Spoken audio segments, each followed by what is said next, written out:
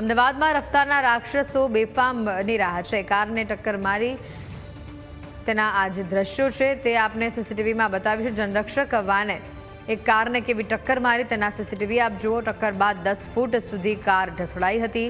વંદે માતરમ પાસે શાયોના તિલક ખાતે અકસ્માત થયો હતો। જનરક્ષક વાનમાંથી સિરપની બોટલ પણ મળી આવી છે। જનરક્ષક વાનના ડ્રાઈવરને તપાસ માટે મોકલાયો છે। અકસ્માતના સીસીટીવી પણ સામે આવ્યા હોવાની વિગતો છે।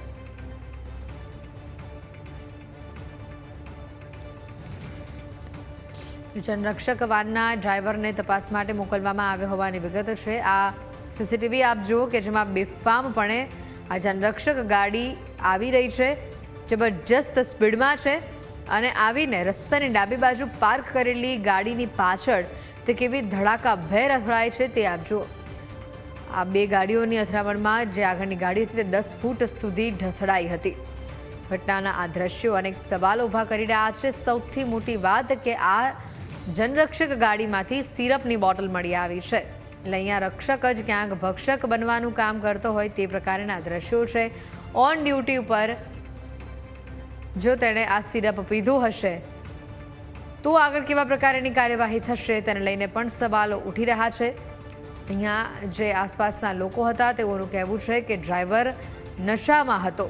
હાલ તો ડ્રાઈવરને તપાસ માટે મોકલી આપવામાં આવ્યો છે અને સમગ્ર મામલે ઊંડાણપૂર્વકની તપાસ કરવામાં આવી રહી છે।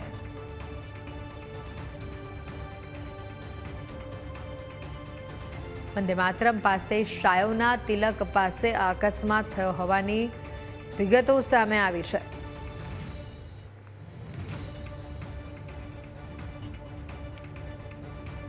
જનરક્ષક વાનના ડ્રાઈવરને તપાસ માટે મોકલાયો છે।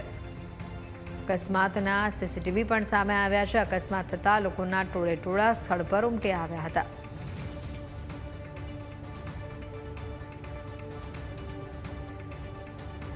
જ્યાં ને ત્યાં રફતારના રાજા છે તે ફરતા હોય છે, ત્યારે તેને પકડવા માટે પોલીસની ગાડી છે તે જે તે સમયે તે આવી જતી હોય છે। પરંતુ જ્યારે પોલીસની ગાડી જ પોતે રફતારમાં આવતી હોય અને ત્યારબાદ અકસ્માત કરે ત્યારે ત્યાં કોણ પહોંચે છે એ ઘણા સવાલો સામે આવે છે। અત્યારે હાલમાં જે પ્રમાણે આપ આ દ્રશ્યો જુઓ છો, ગતરોજ રાત્રિનો આ સમગ્ર બનાવ છે। વંદે માતરમ રોડ પાસે આવેલ શાયોના તિલક જે રેસિડેન્સી છે ત્યાં રોડ પર આ જે 112 જનરક્ષક ગાડી છે, વાહન છે જે તે પીસીઆર વાન, ત્યાં 3 ગાડીને એક બાદ એક તેણે ટક્કર મારી અને અત્યારે પીસીઆર વાનની જે હાલત તમે જુઓ છો એટલે આપ વિચારી શકતા હશો કે કેવી રીતનો ગંભીર અકસ્માત હશે। સદનસીબે કોઈ પણ જાનહાનિ નથી, 1 થી 2 લોકોને સામાન્ય ઈજા પહોંચી છે। પરંતુ અહીં સવાલ એ છે કે જ્યારે જનરક્ષક ગાડી જે પીસીઆર છે, પોલીસની ગાડી જ્યારે આવી રીતે રફતારમાં આવતી હોય અને ત્યારબાદ આવી રીતે ગાડી છે જે ટક્કર મારતી હોય ત્યારે સવાલો ઘણા બધા ઊભા થાય છે। સ્થાનિકોનું એવું પણ કહેવું છે કે જે ડ્રાઈવર હતો, જે વ્યક્તિ હતો જેના સામે ફરિયાદ પણ નોંધાઈ છે એ ટ્રાફિક પોલીસ ડિવિઝનમાં, તેની સામે ફરિયાદ નોંધાઈ અને તે પોતે ડ્રિંક કરેલો હતો તેવું સ્થાનિકોનું કહેવું છે। પરંતુ હજી સુધી કોઈ ઓફિશિયલ સ્ટેટમેન્ટ આવ્યું નથી। પોલીસ દ્વારા તપાસ કરવામાં આવી રહી છે। અંદર અમુક જે બોટલો હોય છે, નાના બાળકોને જે સિરપ આપવામાં આવતી હોય છે તેવી સિરપની બોટલો પણ અંદરથી મળી આવી હતી। ત્યારે તે બોટલોમાં શું હતું તે સમગ્ર બાબત છે તે તપાસ કરવામાં અત્યારે આવી રહી છે। પરંતુ એક વ્યક્તિ છે કે જે પોતે ડ્રાઇવિંગ કરતો હતો તેની સામે અત્યારે ફરિયાદ નોંધવામાં આવી છે અને સાથે જ તે મુખ્ય કે હવે પોલીસ દ્વારા આગળની કેવી રીતની કાર્યવાહી કરવામાં આવશે અને સાથે જ કેવા પગલાં લેવામાં આવશે। કેમેરામેન સુતાર સાથે મીર સોલંકી, ન્યૂઝ કેપિટલ, અમદાવાદ। ત્યારે જનરક્ષક વાનમાંથી જે સિરપની બોટલ મળી આવી છે, આ સિરપની બોટલ હાલ તપાસ માટે મોકલી આપવામાં આવી છે। સૌથી મહત્વની વિગત કે જે ડ્રાઈવર હતો તે નશામાં હતો કે કેમ તેને લઈને પણ તપાસ કરવામાં આવી રહી છે। આ ટક્કર ઘણી જ ભયંકર હતી। જો કદાચ ગાડીમાં કે આસપાસ કોઈ હોત તો એને પણ આ ચાલક, આ ડ્રાઈવર અડફેટે લઈ શકતો હોત અને આજે તેઓના જીવ ઉપર વાત આવી હોત।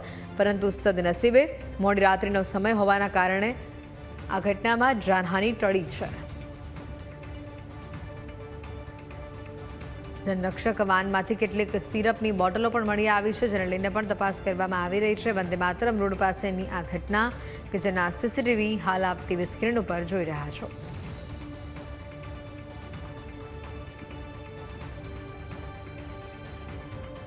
અમદાવાદમાં રફતારના રાક્ષસો કઈ હદ સુધી બેફામ બની રહ્યા છે તે આપ જુઓ। જે રીતે તમારા સહયોગી જણાવી રહ્યા હતા વાત એકદમ સાચી છે કે જ્યારે રફતારના રાક્ષસો નબીરાઓ બેફામ બને છે, છાકટા બને છે, તેને પકડવા માટે પોલીસની ગાડીઓ આવે છે અને આરોપીઓને પકડીને લઈ જાય છે. પણ જ્યારે આ જ ગાડી કોઈ અકસ્માત સર્જે, આ જ ગાડીનો ચાલક જે ટ્રાફિક વિભાગમાં ફરજ બજાવતો હોય અને તે જ આવા અકસ્માતો સર્જે તો હવે તેના વિરુદ્ધ કેવા પ્રકારની કાર્યવાહી થશે તે સૌથી મોટો સવાલ અહીંયા ઊભો થઈ રહ્યો છે. મહત્વની વાત છે કે ગાડીમાંથી નાના બાળકોને આપવામાં આવતી કેટલીક સિરપોની જે બોટલ છે તે મળી આવી છે. હવે આ સિરપની અંદર કોઈ નશાકારક પીણું હતું કે પછી અન્ય કોઈ વસ્તુ તેને લઈને હાલ આ જે તમામ બોટલો જે અંદરથી મળી આવી છે તેને તપાસ માટે મોકલવામાં આવી છે. ડ્રાઈવરને પણ તપાસ માટે મોકલવામાં આવ્યો છે. અહીંના જે સ્થાનિક લોકો હતા તેઓનું કહેવું હતું કે ડ્રાઈવર નશામાં હતો. હવે આ મામલે થોડી વારમાં પુષ્ટિ થશે. ડ્રાઈવરને તપાસ માટે મોકલવામાં આવ્યો છે. ગઈકાલ રાત્રે 1 વાગ્યાના આજુબાજુ એક મેસેજ આધારે PCR ગાડી GJ 18 BW 2558 નંબરની ગાડીના ચાલક દ્વારા 3 ગાડીઓને વાહન અકસ્માત કરવામાં આવેલ વંદે માતરમ રોડ ઉપર. એમાં 2 માણસને સામાન્ય ઈજા થયેલ છે. એમાં હાર્દિકભાઈ પટેલ નામના ગાડી ચાલક, ગાડીના જે માલિક હતા, એમની ફરિયાદ લઈ અને જે આઉટસોર્સના પોલીસ બોલેરો જીપના જે ડ્રાઈવર છે યશ પરમાર, તેમના વિરુદ્ધ 281, 177, 184, 125 અન્ય કલમો આધારે ગુનો દાખલ કરવામાં આવેલ છે. તે યશ પરમાર નામના આઉટસોર્સના ડ્રાઈવરને હાલમાં અટક કરવામાં આવેલ છે. તેમનો મેડિકલ પણ કરવામાં આવેલ છે અને ગાડીમાંથી 6 કપ સિરપ 100 mlની જે બોટલો મળી આવેલ તેને સોલા પોલીસ સ્ટેશન ખાતે આગળની કાર્યવાહી કરવા માટે સોંપવામાં આવેલ છે.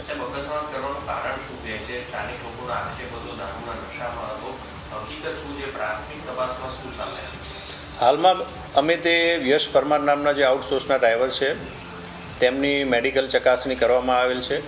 તેમનો બ્લડ સેમ્પલ લેવામાં આવેલ છે અને એમનું હાલનું કહેવું એવું હતું કે અમે રાત 1-2 વાગ્યાનો બનાવ છે, અમને ઝૂકો આવી જતા અકસ્માત થયેલ છે એવું હાલમાં એમના દ્વારા અમને જણાવવામાં આવેલ છે. કયા પોલીસ સ્ટેશનની આ PCR વાન હતી અને પોતા પાસે અકસ્માત થયો, કોઈ તપાસમાં જતા હતા, શું કોઈ હકીકત છે? તેમને રાત્રે આ PCR વાનને એક ઝુંડાલ બાજુ મેસેજ મળેલ. એ મેસેજ અટેન્ડ કરવા માટે આ PCR ત્યાં ગયેલી. ત્યારબાદ રિટર્નમાં પરત પોતાના police station Sabarmati police station ખાતે જતા આ અકસ્માત થયેલ. અંદર કપ સિરપો મળી છે તે શેની માટે હતી, તે સીલ પેક હતી કે જેનો કોઈ ઉપયોગ થયો છે કે 6 કપ સિરપ 100 mlની બોટલ મળી આવેલ છે. તેનો સીલ પેક છે. એમનો હાલનો ઉપયોગ શેના માટે કેમ હતી તે આગળની તપાસમાં સોલા પોલીસ સ્ટેશન ખાતેથી આપણને જાણવા મળશે. સ્થાનિકોનું એવું પણ કેવું છે કે ડ્રાઈવર છે ડ્રિંક કરેલ હતો, આવું કોઈ તપાસમાં સામે આવ્યું છે? હાલમાં એવું કંઈ જાણવા મળેલ નથી. તેમ છતાં અમે બ્લડ સેમ્પલ મેડિકલ ચકાસણી અર્થે લેવામાં આવેલ છે. અગાઉ હશે કોઈ આવી રીતનું એક્સિડન્ટ કરેલું હોય, અકસ્માત બન્યો હોય એના હાથે? એવું હાલ આઉટસોર્સના ડ્રાઈવર જે યશ પરમાર છે એમની કોઈ બેક હિસ્ટ્રી જાણવા મળેલ નથી. આઉટસોર્સના જે ડ્રાઈવર છે છેલ્લા 1-2 મહિનાથી આ પોલીસ સ્ટેશન ખાતે ફરજ બજાવે છે.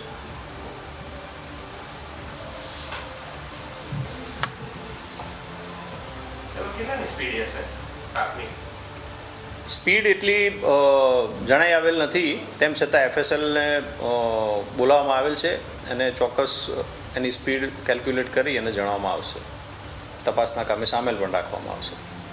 સીસીટીવી જે સામે આવે છે એમાં સ્પીડ વધારે છે, એટલે જે પ્રકારે ટક્કર લાગી છે એની સ્પીડ વધારે હોવાનું સામે આવ્યું છે. એ તપાસમાં ચોક્કસ અમે FSLનો રિપોર્ટ અને RTOનું જે નિરીક્ષણ કરવામાં ગાડીનું આવશે એમાં અમે ચોક્કસ એ રિપોર્ટ મેળવી લઈશું.